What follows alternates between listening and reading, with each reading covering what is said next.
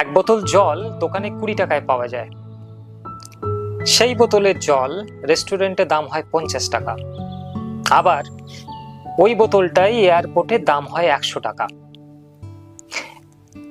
ওই একই বোতল কোনো অনুষ্ঠান বাড়ি বা পার্টিতে আমরা বিনা পয়সায় পাই, তখন সেটা প্রায় মূল্যহীন হয়ে যায়, অনেক অপচয়ও হতে দেখি।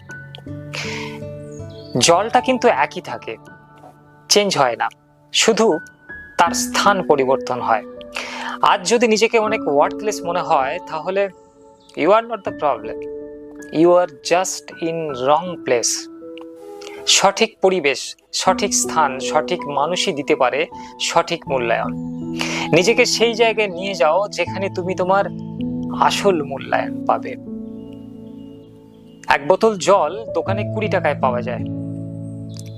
সেই বোতলের জল রেস্টুরেন্টে দাম হয় 50 টাকা। আবার ওই বোতলটাই এয়ারপোর্টে দাম হয় 100 টাকা। ওই একই বোতল কোনো অনুষ্ঠান বাড়ি বা পার্টিতে আমরা বিনা পয়সায় পাই, তখন সেটা প্রায় মূল্যহীন হয়ে যায়, অনেক অপচয়ও হতে দেখি। জলটা কিন্তু একই থাকে, চেঞ্জ হয় না, শুধু তার স্থান পরিবর্তন হয়। আজ যদি নিজেকে অনেক ওয়ার্থলেস মনে হয়, তাহলে you are not the problem, you are just in wrong place.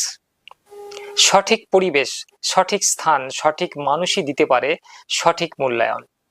নিজেকে সেই জায়গায় নিয়ে যাও যেখানে তুমি তোমার আসল মূল্যায়ন পাবে। এক বোতল জল দোকানে 20 টাকায় পাওয়া যায়। সেই বোতলের জল রেস্টুরেন্টে দাম হয় 50 টাকা। আবার ওই বোতলটাই এয়ারপোর্টে দাম হয় 100 টাকা। ওই একই বোতল কোনো অনুষ্ঠান বাড়ি বা পার্টিতে আমরা বিনা পয়সায় পাই, তখন সেটা প্রায় মূল্যহীন হয়ে যায়, অনেক অপচয়ও হতে দেখি। জলটা কিন্তু একই থাকে, চেঞ্জ হয় না, শুধু তার স্থান পরিবর্তন হয়। আজ যদি নিজেকে অনেক ওয়ার্থলেস মনে হয়, তাহলে you are not the problem, you are just in wrong place. সঠিক পরিবেশ, সঠিক স্থান, সঠিক মানুষই দিতে পারে সঠিক মূল্যায়ন। নিজেকে সেই জায়গায় নিয়ে যাও যেখানে তুমি তোমার আসল মূল্যায়ন পাবে।